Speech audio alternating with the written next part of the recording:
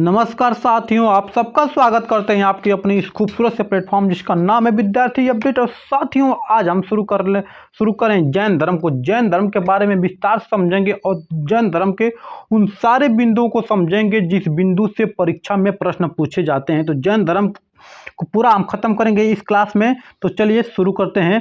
Class कहाँ कहाँ से प्रश्न बनते हैं उसको हम समझते हैं। जैन धर्म के 24 तीर्थंकर थे, तो इनके बारे में जान लेते हैं। यहीं से आपका प्रश्न एग्जाम में बनता है।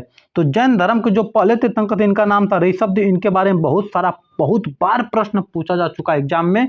और इनका जो प्रतीक चिन्ह होता है वृषभ, ठीक है। क्योंकि जैन धर्म में तीर्थंकर और उनका प्रतीक चिन्ह पूछा जाता है। दूसरे हैं अजितनाथ हैं, इनका जो प्रतीक चिन्ह इनका है हाथी। और जैन धर्म के जो तीसरे तीर्थंकर हैं इनका नाम है संभवनाथ।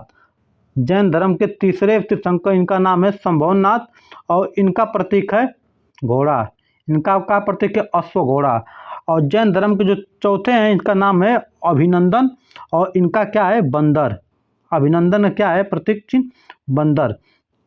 बात करते हैं आगे सुमितनाथ। जो सुमितनाथ हैं, सुमितनाथ इनके पांचवें तीर्थंकर है। सुमितनाथ पांचवें तीर्थंकर है और इनका प्रतीक चिन्ह क्रोंच पक्षी। बहुत मोस्ट इंपॉर्टेंट है क्रोंच पक्षी सुमितनाथ। चलिए तो आगे बात करते हैं। आगे हम समझेंगे पद्म प्रभु। जैन धर्म के क्या है, ये छठवें तीर्थंकर, इनका नाम है पद्म प्रभु और इनका जो प्रतीक चिन्ह है कमल। और बात करते हैं सातवां इनका है सुपार्श्वनाथ और इनका प्रतीक चिन्ह है स्वास्तिक। स्वास्तिक क्या होता है, स्वास्तिक ऐसा जो चिन्ह होता है इसी को क्या कहते हैं, हम स्वास्तिक चिन्ह कहते हैं। और अगला हमारे हैं चंद्र प्रभु, आठवें तीर्थंकर चंद्र प्रभु और इनका जो प्रतीक चिन्ह अर्धचंद्र मतलब आधा चांद क्या इनका प्रतीक चिन्ह है। नौवां की बात करें तो नौवें पे है पुष्पदत्त यानी कि सुविच्छिन्ननाथ और इनका क्या है मकर प्रतीक चिन्ह। और 10वां का है शीतलनाथ इनका प्रतीक चिन्ह श्रीवत्स है। और 11वां है जो श्रेयांसनाथ है, बहुत मोस्ट इंपॉर्टेंट है, वीआईपी क्वेश्चन है आपका। और इसका है गैंडा, प्रतीक चिन्ह क्या है गैंडा खड़ग। ये क्या है जैन धर्म से संबंधित है। और बात करें 12वें तो 12वें है वासुपूज्य इनका प्रतीक चिन्ह क्या है भैंसा। वासुपूज्य का प्रतीक चिन्ह भैंसा, ठीक है। और जो इसके 13वें तीर्थंकर हैं इनका नाम है विमलनाथ और इनका जो प्रतीक चिन्ह है वारा मतलब होता है सुअर, ठीक है, इनका प्रतीक चिन्ह है। और इनकी जो 14वें तीर्थंकर इनका नाम है अनंतनाथ और इनका जो प्रतीक चिन्ह है बाज पक्षी इसका क्या है प्रतीक चिन्ह है। और अगले हैं धर्मनाथ जी हैं 15वें तीर्थंकर और इनका नाम है वज्रदंड, प्रतीक चिन्ह वज्रदंड। 16वें तीर्थंकर है इनका नाम है शांतिनाथ जी हैं 16वें तीर्थंकर जैन धर्म के और इनका प्रतीक चिन्ह क्या है हिरण। और बात करते हैं 17वें तीर्थंकर की, इनका नाम है कुंभनाथ और इनका क्या है प्रतीक चिन्ह बकरा। और 18वें अहर्यनाथ इनका है मत्स्य यानी कि मछली, इसका क्या है इनका प्रतीक चिन्ह है। और अगला देते हैं मलिलनाथ का प्रतीक चिन्ह क्या है कलश है। मलिलनाथ का प्रतीक चिन्ह क्या है दोस्त, इनका प्रतीक चिन्ह होता है कलश। और इसके बाद 20वें है मुनि सुव्रत का प्रतीक चिन्ह कछुआ है। और नमीनाथ का नीला कमल है। और बात करते हैं नेमिनाथ यानी कि अरिष्ट नेमि, इनका है शंख। और सबसे महत्वपूर्ण वीआईपी क्वेश्चन है पार्श्वनाथ का इनका है सर्प। और महावीर 24वें तीर्थंकर लास्ट हैं जिनका नाम इनका प्रतीक चिन्ह सिंह है। इन्हीं को महावीर धर्म का संस्थापक भी माना जाता है।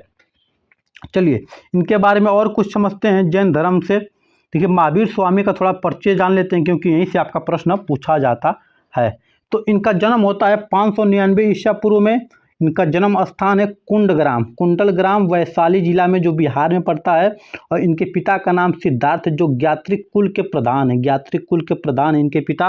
और माता का नाम त्रिशला अथवा विदेयता जो लिच्छवी के राजा चेतक की बहन है त्रिशला।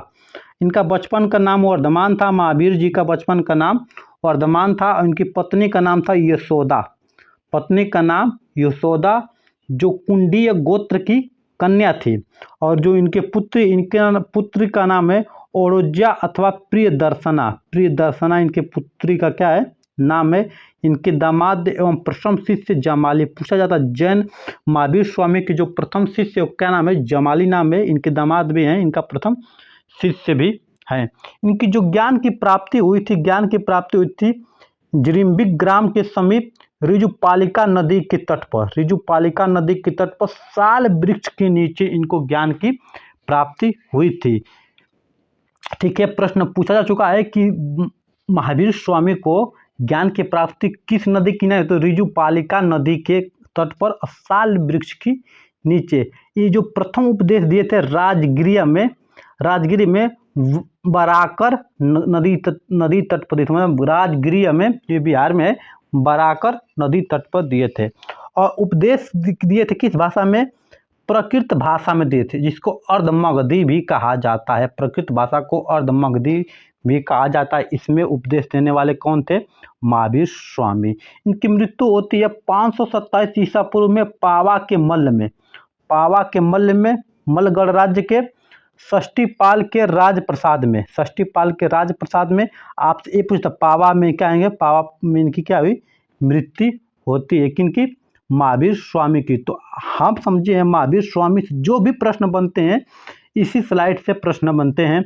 पत्नी का नाम पूछ देगा, बचपन का नाम पूछ देगा, पुत्री का नाम पूछ देगा, प्रथम उपदेश कहाँ दिए थे, किस नदी के किनारे इनको ज्ञान की प्राप्ति हुई थी, किस वृक्ष के नीचे बैठे थे, किस भाषा में दिए थे, कहाँ पे मरे थे। इन सारे प्रश्नों परीक्षा में बहुतों बार पूछे जा चुके हैं। जैन धर्म के त्रिरत्न पूछा जाता है परीक्षा में। त्रिरत्न कौन कौन है, सम्यक दर्शन, सम्यक आचरण और सम्यक ज्ञान। सम्यक दर्शन, सम्यक आचरण और सम्यक ज्ञान जैन धर्म के क्या है, तीन रत्न हैं।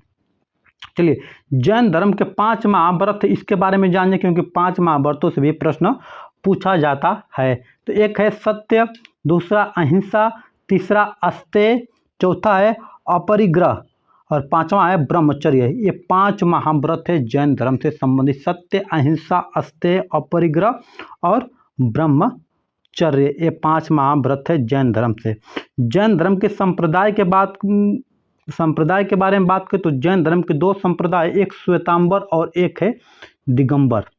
जो श्वेतांबर है इसके अस्तूलभद्र के शिष्य अस्तूलभद्र के शिष्य ने क्या किया था, मतलब अस्तूलभद्र ने श्वेतांबर के बारे में चर्चा की थी। इसको मानने वाले थे और दिगंबर को मानने वाले भद्रबाहु थे, उनके शिष्य थे।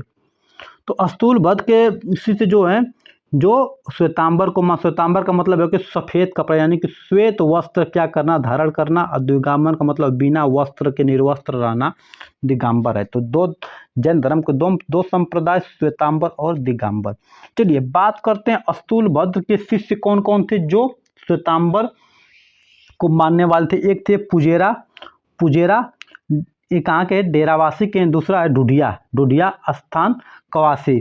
और जो दिगंबर है, जो भद्रबाहु के शिष्य हैं, इनके हैं 20पंथी, 13पंथी, तारणपंथी, गुयानपंथी और तोतापंथी। ये 5 इनके भद्रबाहु के शिष्य हैं। तो जैन धर्म कितने संप्रदाय में, 2, श्वेतांबर और दिगंबर। श्वेतांबर कौन है, अस्तूलभद्र उनके शिष्य हैं, दिगंबर के भद्रबाहु उनके शिष्य हैं। जैन धर्म का विश्वास कहाँ कहाँ है, इसके बारे में समझते हैं।